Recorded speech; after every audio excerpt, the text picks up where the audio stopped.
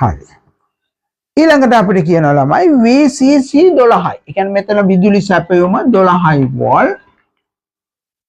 VZ 5.7යි නම් පරිපථයේ නියත ධාරා ප්‍රභවයක් ලෙස ක්‍රියා කරන බව පෙන්වන්න. සිලිකන් දියෝඩය හරහා ඉදිරි නැඹුරු වෝල්ටීයතාව 0.7යි. ඉතින් ළමයි මෙතන මේක නියත වෝල්ටිය හරි හරි නියත ධාරා ප්‍රභවයක් මේක නියත ධාරාවක් යනවා කියලා තමයි අපිට පෙන්වන්න කියලා තියෙන්නේ. ඉතින් ළමයි මේකේ නියත ධාරාවක් යනවා කියලා පෙන්වන්නේ මෙන්න මෙහෙමයි. මේ බලන්න හොඳට බලන්න. මේ VZ නියතාගයක්. මේක වෙනස් වෙන්නේ නැහැ සෙනර් ඩයෝඩ් නිසා. එතකොට ළමයි VE කියන එකත් නියතාගයක්. RE නියතාගයක්. එම නිසා IE නියත වේ. IE නියත නිසා ID නියත වේ. ඔන්න ඔහොම තමයි ළමයි ලියන්න ඕනේ. මම දැක්ක ළමයි ලස්සනට එහෙම ලියලා තිබුණා. හරිද? මම මේ ප්‍රශ්නේ ළමයි අපේ ඉස්කෝලේ ළමයින්ට ඊළඟට අපේ මේට කලින් ගිය අවුරුද්ද ලියපු ළමයින්ට හරිද? ඒගොල්ලන්ටත් දුන්නා. ඒගොල්ලෝ ඔක්කොම ලියලා තුනේ එහෙමයි. ඉතින් පේපර් මාකින් වල ළමයි ලියලා තියෙන්නේ එහෙමයි. නමුත් මේකේ ළමයි මෙන්න බලන්න ලකුණු දෙන්නේ කොහොමද කියලා. හොඳේ? ඔන්න බලන්න. ළමයි මේකේ මෙන්න මේ බලන්න ඒගොල්ලෝ හොයන්න ඕනේ ළමයි මෙන්න මේ වෝල්ට් 6.3යි කියලා හොයන්න ඕනේ මෙන්න මෙතන අගය. ඒ කියන්නේ ළමයි මේ වෝල්ට් 12යි හරිද? මේ 12න් 0.7 අඩු කරලා එන ගාන මෙතන ලියන්න ඕනේ කියලා හිතන්නකෝ. දැන් ඒව ලියන්න කියලා මේගොල්ලෝ කියන්නේ. දැන් මේ ලකුණු දෙන්නේ මෙන්න මෙහෙම ලියලා නම් විතරයි. හොඳේ? හොඳද? එතකොට ඔහොම ලියන්න ඕනේ. මෙතන ළමයි ඉතින් 5.7යිනේ. එතකොට මෙතන වෝල්ටේජ් එක කීයද? 5යි. හොඳේ? 5යි වෝල්ට්. එතකොට ළමයි මේ දෙක අඩු කරාම කීයද? 6.3යි. එතකොට VCE කියන එක 6.3යි වෝල්ට්. ළමයි එහෙම ලියලා නම් එක ලකුණක් ලැබෙනවා. හොඳද? දැන් ළමයි මේක අහලා තිබුණාද VCE ලියන්න කියලා? නැහැ. එතකොට දැන් මොකද්ද කරන්නේ? අහන්නේ නැහැ. හැබැයි අපි ලියන්න ඕනේ.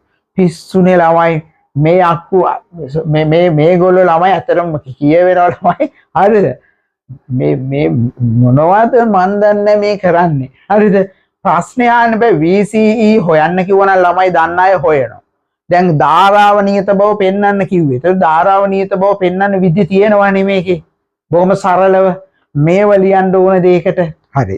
තව අපි බලමුකෝ. හරිද? ඊට පස්සේ ළමයි ලියනවා 12ට වඩා 6.3 අඩුයි. ඊට වඩා 0.1ට වඩා 6.3 වැඩි හෝ බිඳුව ට්‍රාන්සිස්ටරයේ සක්‍රීය කලාපයේ පවතී.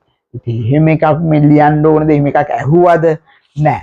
ඒතකොට ළමයි මේ ට්‍රාන්සිස්ටරයේ සක්‍රීය කලාපයේ පවතී කියලා ලියන්න ඕනේ. ලකුණු තව එකක් හම්බ වෙනවා එහෙම ලිව්වොත්. හරිද? එබැවින් පරිපථයේ නියත ධාරා ප්‍රභවයල ළමයි මේ සක්‍රීය කලාපයේ පවතිනවා නිසා මේ නියත ධාරා ප්‍රභවයක් වෙන්නේ නැහැ ලෝකෙ කොහෙවත් ට්‍රාන්සිස්ටරයක්. ඉතින් මේ මිනිස්සු ඇත්තටම දන්නේ නැහැ මේ ප්‍රශ්නේ ඇටියට තේරෙන්නේ නිකන් ඉලෙක්ට්‍රොනික දන්නේ නැති බොල් මිනිස්සු. හරිද? බොල් මිනිස්සු. මේක ළමයි මම අහලා තියෙනවා තව ඉලෙක්ට්‍රොනික වැඩෝ ඉන්නවා කැම්පස් වල අඩුයි. හරි? ඒවා ඉන්නේ කටපාඩම් කාර්යය. හරිද? අපි තාක්ෂණික ආයතන වල ඉන්නවා. හරිද? ඒ මිනිස්සුන්ට පුළුවන් ළමයි ඔය කලර් ලයිට් එකක්ද අරකද මේකද ඕන එකක් හදන්න. අර කැම්පස් වල ඉලෙක්ට්‍රොනික අය මෙලෝ දෙයක් දන්නේ නැහැ ළමයි. බල්බ් එක නිවෙනපත් වෙනවා හදාගන්න දන්නේ නැහැ. හරි? හොඳද? ඉතින් එහෙම අය තමයි මේ ප්‍රශ්න හදන්නේ. දැන් බලන්න කොච්චර වැරදිද මේ ප්‍රශ්නේ. අන්තිමට ලකුණු දෙන්නේ මෙන්න මොනවද? මෙන්න මේ විකාර ලිව්වොත් ලකුණු දෙනවා. හරියට උත්තරේ ලියපු කෙනාට ලකුණු නැහැ. හරිද? ඉතින් මේව හොයලා බලන්න ඕන ළමයි මේ රට හදන්න නම් මේ ජනාධිපතිතුමා අධ්‍යාපන ඇමතිතුමිය වෙන විකාර නොකර මේවා ගැන අවධානය කරලා යොමු කරලා මේව බාර දෙන්නේ එක්වර කාර්මික ආයතන වලට. එතකොට මේ මිනිස්සු මේ රටේ නිෂ්පාදනයට දායක වන පිරිසක් බිහි කරා. නැත්තම් හදන්නේ නිකන් බෝල් කටපාඩම් කරලා ඒ අර මේ උපාධියක් අරගෙන ඉන්න මිනිස්සු විතරයි. කිසි කෙනෙක් රස්සාවක් දෙන්නේ නැහැ එහෙම අයට. ඒ ආයතන ඉවරයි ළමයි. හරි? ඒ වගේ මොකද ඒගොල්ලන් රස්සාව දුන්න ඉවරයි මේගොල්ලන්ට ළමයි ඉලෙක්ට්‍රොනික මොකක් හරි වැඩපොළ කර රස්සාව දුන්න ළමයි වැඩපොළ වාන්න වෙනවානේ හරි මෙහෙම අයට හරි ඉතින් මේගොල්ලෝ හිටපුවා විශ්වවිද්‍යාලවලම පඩි අරගෙන ජීවත් වෙද්දී අලුතෙන්වත් එන අයට ළමයි මේ ඇත්ත ප්‍රායෝගික හැකියාව තියෙන අය මේ ගන්න මේ ප්‍රශ්න හදන්න ඕනේ හරිද ඉතින් මේවා නන්නත්තර වෙච්ච ප්‍රශ්න නේද හොඳයි ඊළඟ එකට යන්න අපි